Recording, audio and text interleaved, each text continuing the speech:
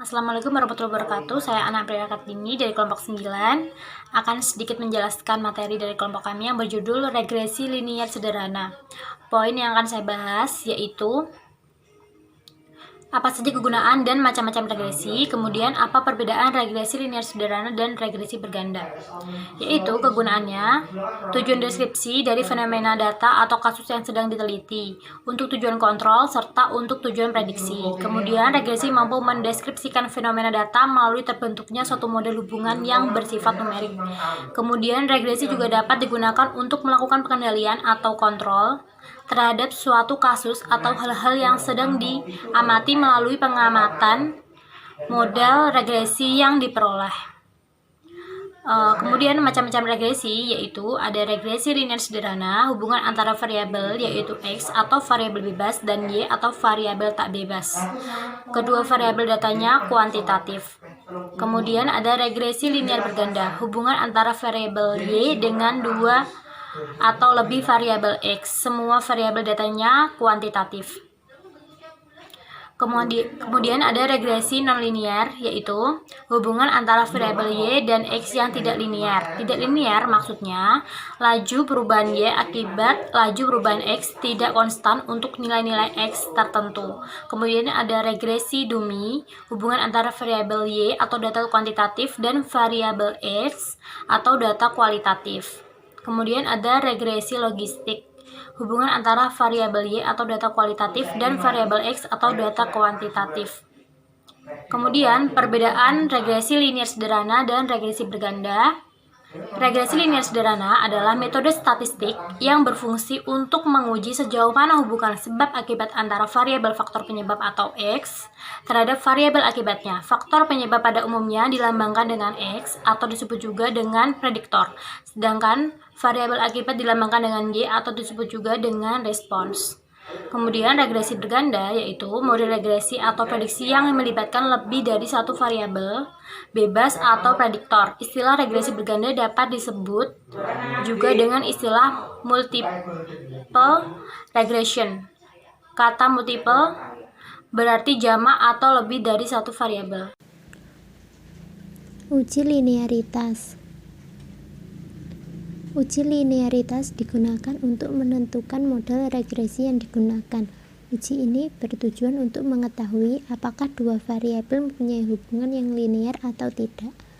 Pengujian linearitas regresi dilakukan dengan hipotesis nol yang menyatakan bahwa regresi bersifat linear melawan hipotesis alternatif yang menyatakan regresi bersifat non-linear. Dasar pengambilan keputusan uji linearitas terdapat dua cara, yaitu membandingkan nilai signifikasi dengan 0,05 dan membandingkan nilai F hitung dengan F tabel. Membandingkan nilai signifikasi dari deviation from linearity yang dihasilkan dari uji linearitas dengan nilai alpha yang digunakan. Jika nilai signifikasi dari deviation from linearity lebih besar dari alpha, maka nilai tersebut linear dan begitu pula sebaliknya. 2. Membandingkan nilai F hitung dengan F tabel. Jika nilai tabel F hitung lebih kecil dari F tabel, maka ada hubungan linear secara signifikan dan begitu pula sebaliknya. Analisis menggunakan SPSS dapat dilakukan dengan mengikuti langkah-langkah yang tertera di layar. Dasar pengambilan keputusan dapat melihat dengan angka probabilitas yang tertera pada layar. Assalamualaikum warahmatullahi wabarakatuh. Nama saya Devi Nursitikia, NIM akhir 192. Di sini saya akan menjelaskan tentang bab D, yaitu pembentukan model. Untuk mendapatkan model regresi multi-level yang terbaik dengan langkah-langkah sebagai berikut. Yang pertama yaitu pemilihan struktur intercept acak dengan cara menyusun model terbaik intercept acak tanpa variabel.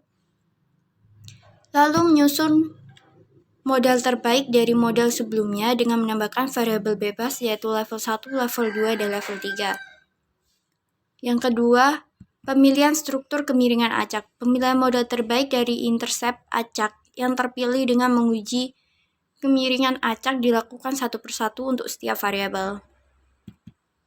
Yang ketiga yaitu struktur efek tetap. Pemilihan model terbaik kemiringan acak yang paling terbaik sebelumnya dengan menambahkan variabel bebas level 1, level 2, dan level 3 dengan kemiringan acak yang signifikan. Lalu yang keempat, menyusun model terbaik dengan menambahkan intercept dan kemiringan yang terpenuhi dengan interaksi interkelas yang signifikan. Assalamualaikum warahmatullahi wabarakatuh. Saya Elsa Agustin Rahayu, NIM akhir 189. Saya di sini akan menjelaskan tentang signifikansi parameter. Nah, uji signifikansi parameter ini digunakan untuk mengetahui ada tidaknya hubungan parameter di dalam model regresi. Uji signifikansi parameter ini dilakukan secara serentak atau simultan maupun parsial. Untuk pengujian signifikansi secara serentak ini digunakan untuk mengetahui signifikansi parameter model regresi secara bersama-sama menggunakan analisis ANOVA. Untuk langkah-langkahnya yaitu menentukan hipotesis, menentukan tingkat signifikansi atau taraf signifikansi, uji statistik, menentukan daerah penolakan H0, selanjutnya bisa ditarik kesimpulan.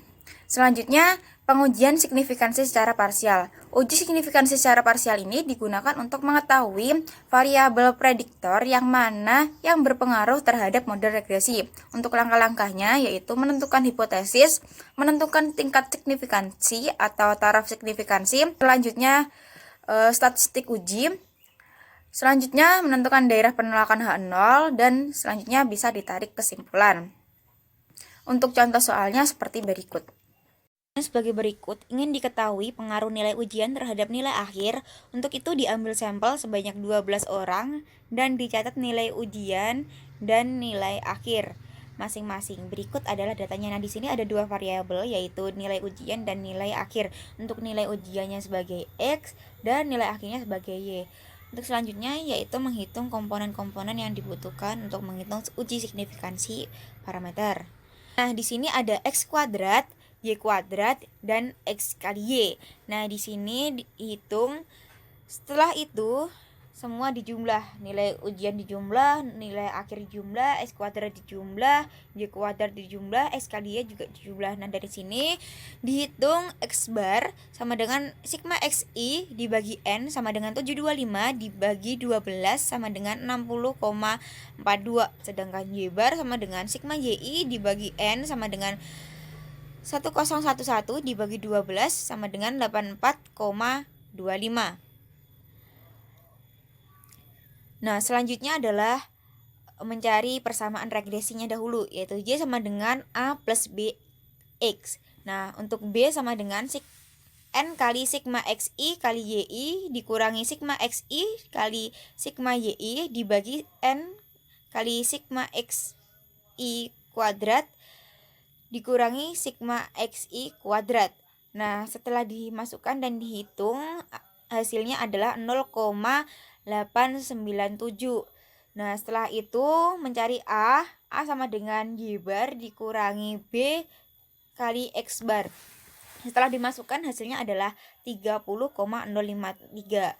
Nah, dari sini maka persamaan regresi linear yang dapat adalah Y sama dengan A plus B X sama dengan 30,053 plus 0,97X. Nah, artinya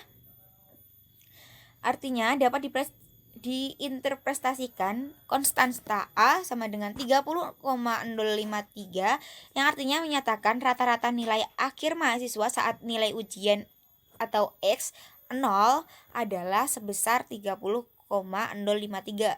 Untuk koefisien B 0,897, artinya setiap kenaikan sebesar 1 pada nilai ujian X, maka nilai akhir Y mahasiswa kemungkinan akan bertambah sebesar 0,897. Nah, selanjutnya adalah uji signifikansi parsial parameter konstanta A dan koefisien B. Tapi sebelum menghitung ke uji signifikansinya, kita mencari dahulu varians dari X, Y, dan error.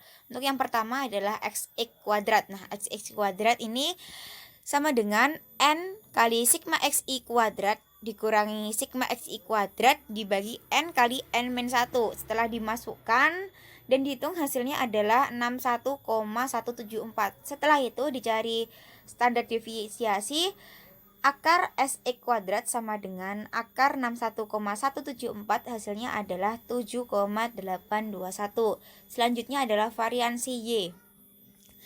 SY kuadrat sama dengan N sigma YI kuadrat dikurangi sigma YI kuadrat dibagi N kali N-1. Setelah dimasukkan dan dihitung, hasilnya adalah 66,205. Nah, selanjutnya dicari standar deviasi. Akar SY kuadrat sama dengan akar 66,205, hasilnya adalah 8,137. Selanjutnya SE untuk error.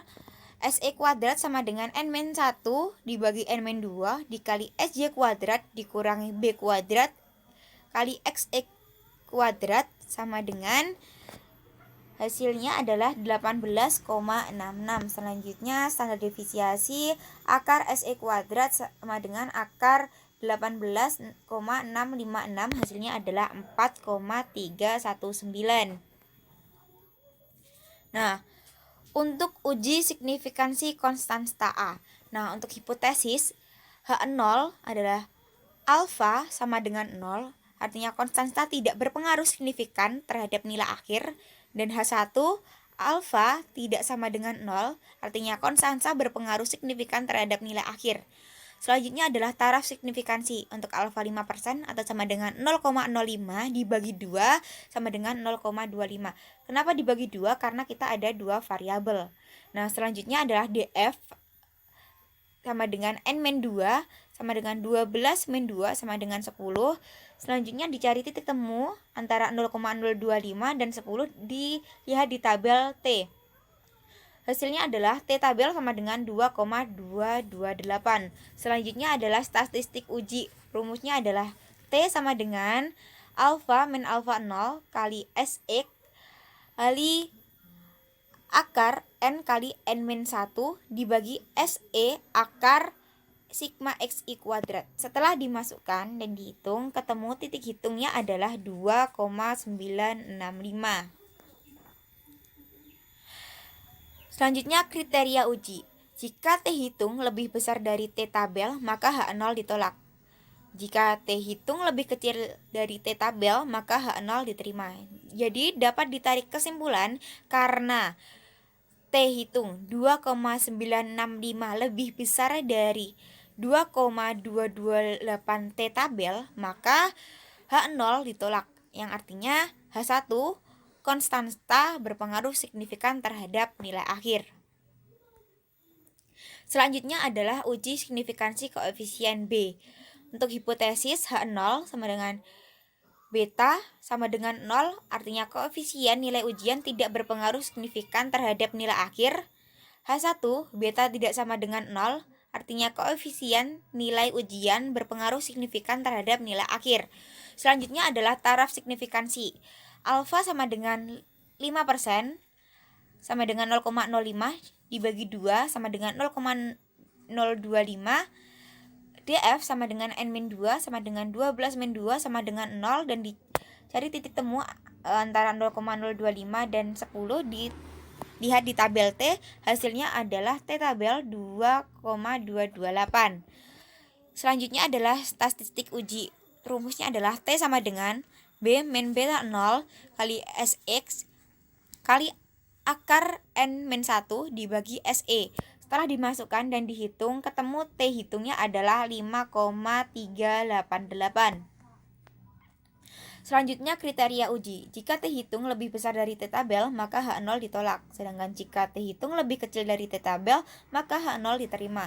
Jadi dapat ditarik kesimpulan karena T hitung 5,388 lebih besar dari T tabel 2,228, maka H0 ditolak. Yang artinya H1 koefisien nilai ujian berpengaruh signifikan terhadap nilai akhir. Selanjutnya yaitu uji signifikansi simultan hasil penaksiran parameter. Untuk yang pertama yaitu hipotesis H0 variabel independen tidak berpengaruh terhadap variabel dependen. H1 variabel independen berpengaruh terhadap variabel dependen. Selanjutnya yaitu taraf signifikansi untuk alfa 5% atau sama dengan 0,05. Untuk derajat kebebasan 1 atau DF1 nilainya 1, untuk DF2 nilainya 10 hasil dari N-2. Nah, selanjutnya mencari titik temu antara 0,05 dengan 10 dilihat di tabel F dan hasilnya yaitu F tabel sama dengan 4,96. Selanjutnya yaitu statistik uji, ini menggunakan tabel ANOVA yaitu dengan mencari JKR, JKG, JKT, RJKR, RJKG, dan selanjutnya akan ketemu F hitung. Untuk yang pertama yaitu JKT. JKT sama dengan sigma YI kuadrat dikurangi sigma YI kuadrat per N, dihitung hasilnya adalah 728,25. Selanjutnya JKR sama dengan B dikali sigma XI kali YI dikurangi sigma XI kali sigma YI dibagi N dan dimasukkan. Setelah dihitung hasilnya ketemu 541,564. Selanjutnya JKG sama dengan JKT min JKR sama dengan 728 min 25 dikurangi 541,564 hasilnya 186,686. Selanjutnya yaitu RJKR sama dengan JKR per 1 sama dengan 541,564 dibagi 1 sama dengan 541,564. Selanjutnya RJKG sama dengan JKG dibagi N-2 sama dengan 186,686 dibagi 12 min 2 sama dengan 18,669. Selanjutnya F hitung sama dengan RJKR dibagi RJKG sama dengan 541,564 dibagi 18,669 hasilnya adalah 29,009. Selanjutnya dimasukkan ke tabel Innova yaitu ada jumlah kuadrat regresi, jumlah kuadrat galat, dan jumlah kuadrat total. Dimasukkan hasil-hasilnya tadi. Setelah itu masuk ke kriteria uji. Jika F hitung lebih besar sama dengan F tabel, maka H0 ditolak. Sedangkan jika F hitung lebih kecil dari F tabel, maka H0 diterima. Maka dapat ditarik kesimpulan karena F hitung 29,009 lebih besar dari 4,96 F tabel, maka H0 ditolak. Yang artinya H1 variabel independen berpengaruh terhadap variabel dependen. Sekian penyampaian dari saya, terima kasih. Selanjutnya adalah kebaikan model. Nah, kebaikan model sendiri dibagi menjadi beberapa kriteria yang harus terpenuhi oleh persamaan yang dihasilkan oleh rumpun analisis regresi logistik. Pada prinsipnya, pemahaman dasar dapat diperoleh dari analisis regresi karena secara umum adalah mereka itu sama, yaitu menguji secara umum model persamaan regresi dan uji keberartian variabel secara parsial. Yang pertama adalah uji rasio likelihood, yang kedua uji Wald, yang ketiga adalah deviansi. Nah, dalam kenyataannya, uji hipotesis kebaikan sesuai dengan statistik deviansi ini dapat menggunakan individu anggota sampel ataupun kelompok pola kovariat sebagai unit analisisnya. Kelompok pola kovariat adalah kelompok yang beranggotakan subjek yang memiliki himpunan nilai prediktor yang sama. Penggunaan unit analisis yang berbeda ini akan menghasilkan nilai statistik penguji yang berbeda dengan derajat yang bebas pula. Yang selanjutnya adalah uji Hosmer-Lamisso. Ada beberapa ahli yang menganggap bahwa uji kebaikan sesuai 1 model dengan statistik deviansi yang tadi kurang valid karena pada uji 1 model statistik deviansi kurang mendekati distribusi Q kuadrat.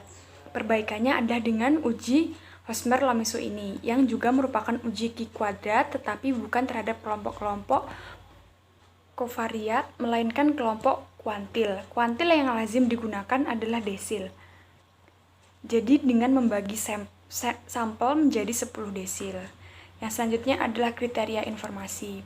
Kriteria informasi adalah statistik untuk model yang estimasi parameternya diperoleh dengan memaksimumkan fungsi likelihood-nya.